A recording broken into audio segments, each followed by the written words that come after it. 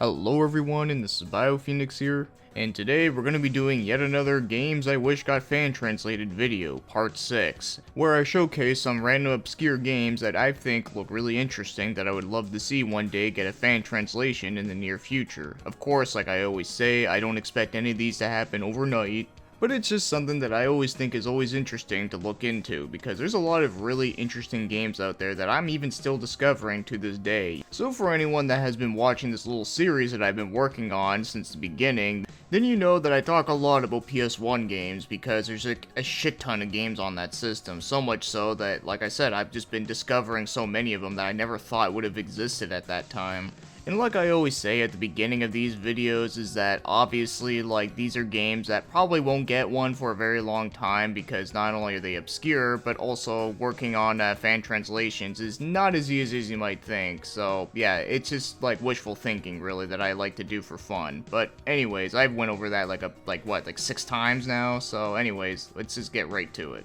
Alright, so the first one we're going to be taking a look at here is Blue Forest Monogatari, which happens to be on the 3DO of all things. Yeah, haven't really talked that much about the 3DO.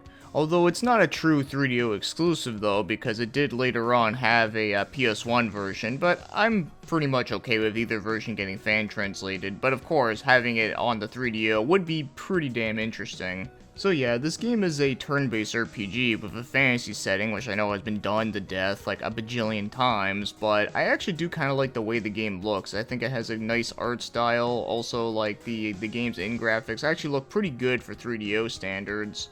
And one attention to detail aspect that you don't see very often in RPGs is that whenever an enemy dies, their bodies actually still stay on the field. Yeah, normally their bodies just evaporate into thin air, but no, in this one they actually still stay on the field. I don't know, it's just one of those weird things that you just don't see very often. I thought was kind of different. So next up we have is another one that's also on an obscure platform, and that being Boundary Gate. So this one was originally released on the PCFX, but then also later came to the PS1. And like I said before, I'm pretty much okay with either one of them, but it would be pretty interesting if the PCFX version got translated though. So this one is a first-person dungeon crawler with an interesting looking 3D layout to it. And whenever it goes to battles, it goes into a third-person view, and you actually get some pretty nice backgrounds here. And for a game that came out in 1997, there's actually quite a bit of voice acting in this game, which is kind of a surprise. And from what little I heard of the music, it actually sounds pretty cool, and I like it. So I find this to be a rather intriguing looking old-school RPG that appeared on a very obscure platform. And from what I remember looking at the PCFX library, I think there was only like 3 RPGs I can think of off the top of my head. And I personally think this one looks the coolest out of the ones I remember seeing. And the next one we got is a PS1 exclusive, and that happens to be Yakata Nightmare Project. And this is going to be a pretty big one for me because it combines 2 things that I love, RPGs and horror. So, as you know me, big fan of Shadow Hearts and Parasite Eve and all that, so yeah, that's pretty fucking awesome. But I also have to say, the story in this game is actually pretty interesting. So pretty much you play as this main character named Euasia, and he happens to get stranded onto an island with a mansion on it. And the owner of the mansion allows him and his friends to stay in the mansion, and then once they wake up the next morning, they find out that the person who owns the mansion is dead. So they have to find out who killed the owner. So yeah, that's actually a pretty cool setup for an RPG if I say so myself. Very unique. So I guess it's more like a horror RPG that's also a mystery game too, which I'm totally down for. So yeah, this is definitely another one that I'm pretty hyped to play one day.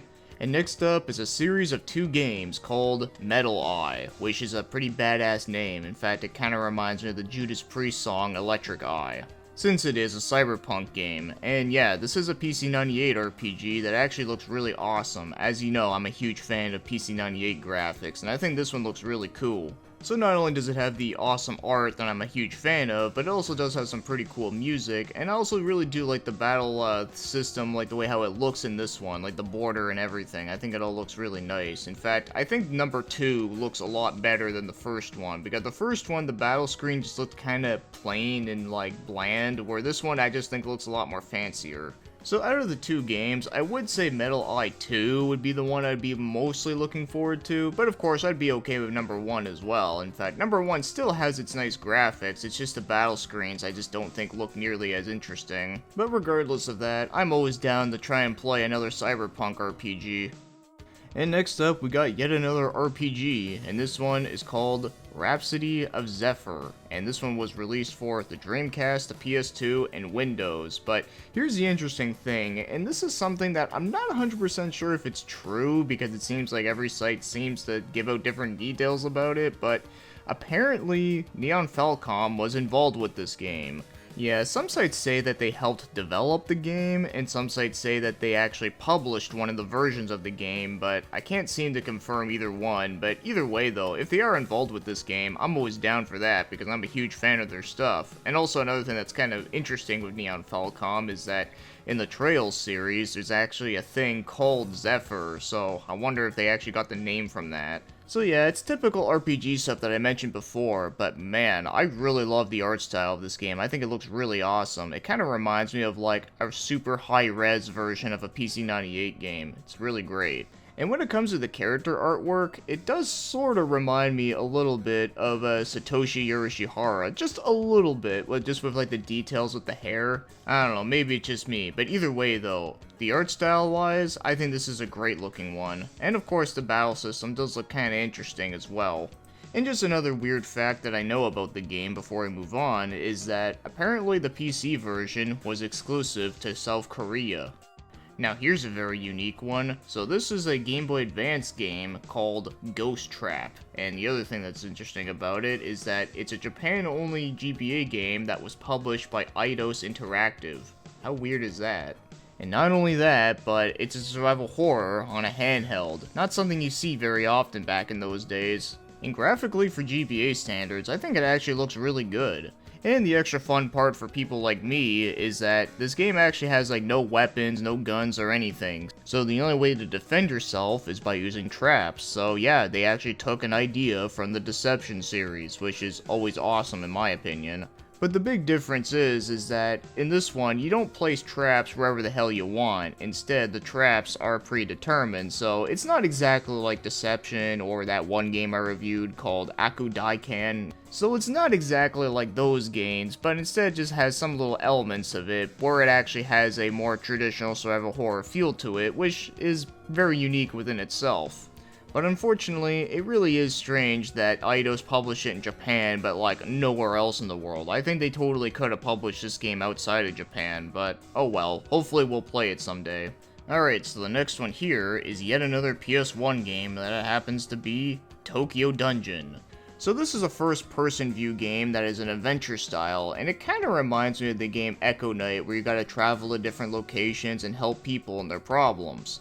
And you get to go to many different settings, and they all do look pretty cool with their early style PS1 graphics. I don't know, I still like the way it looks for some whatever reason, but yeah, I think it's a very intriguing looking one. But probably the most ironic thing about this game is that apparently this game takes place in the year 2020, so I wonder if there was a pandemic going on in this game. If that's really true, then holy shit, that's fucked up.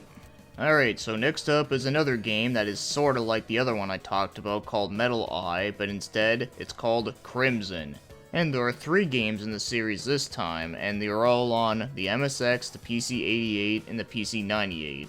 And they all have that really cool setting where it mixes both medieval fantasy, but also futuristic cyberpunk. It's pretty awesome. Also, I have to give kudos to Crimson 3 for having the most metal as fuck looking border. That's something that I actually really do love about a lot of these like old school RPGs, is that they have a lot of really nice fancy borders that just had a lot of work and detail put into it. But yeah, it's a top-down RPG, but when you go into battles, it goes into first person, very similar to Dragon Quest, but a pretty badass looking game nonetheless. Alright, so 2 more games left that I'm going to mention in this one, and the next one, it's a very strange PS1 game called Murder on the Euasia Express. I don't know guys, I think the game is about a murder on a farm. Nah, I'm just kidding, obviously it takes place on a train. So it's one of those strange FMV type games, but has like a very dark, interesting plot to it that I'm very curious by. And also, weirdly enough, this game was actually published by Enix, so yeah, kinda odd. And it seems like ever since I played the game 428 Shibuya Scramble, I've really been interested in wanting to try more of these like live action looking games. I don't know, like as weird as they are, and as much like, you know, like the shitty FMV games that we got in the past on like Sega CD and 3DO, there's actually a lot of cool looking ones that were Japan only that I think would have actually done okay over here, at least, you know, if they were marketed well. So yeah, there's not a whole lot that I get to say about this game since, like, what the game's about is literally the title of the game, but there is one weird thing that I know, is that this game actually got a sequel on the PS2, and that sequel has the most generic name ever. It's called Love Story. Brilliant. So now, as for the final game I'm going to be mentioning in this one, so this is another PS1 RPG, of course, and this one looks really fucking cool, and it happens to be Londonsiri Tentai Dan, or some shit like that, I don't know. The game is a turn-based RPG, and the art style is really awesome. In fact, apparently the art was done by Yasushi Narasawa, who actually did the set direction for Vampire Hunter D Bloodlust and even did the creature design within Golden Knight Garo, which is fucking awesome. And the game looks pretty similar to Breath of Fire, which is also interesting, but yeah, the game has a really cool setting where it takes place in the Victorian era of London, which is something we didn't really get very often within PS1 games. The only one I can think of off the top of my head other than this game was that Schrodinger's cat game. I think I talked about it in the last, like, games I wish got translated video. It was either the last one or the one before that, but yeah, this game looks really awesome, and I did try to play a little bit of it before on a stream just to see how far I can get through the game, and well, unfortunately I couldn't get very far though, but I was really impressed with the way how it looked. It's definitely one of the coolest looking PS1 games you can get at the time. So yeah, unfortunately I can't say much other than that, but if you actually want to know more info about the game, I know the YouTube channel, Jimmy Hoppa, Import Gaming for the Win, I think that's what his name is, but yeah, well, he actually did a really good video talking about the game, so I always thought that was actually really cool of him to do. So yep, that is all the games I'm going to be taking a look at in this episode. So I think you all know the drill by now, is that feel free to let me know what you think about some of these games, and as of course, if you know any other like weird, obscure, like Japan-only games, or games that not released in English at all that look interesting that you want to play, then feel free to let me know. And you never know, maybe you could discover one of something that could be reviewable. So with that said, thanks for watching, commenting, and have yourselves a great day.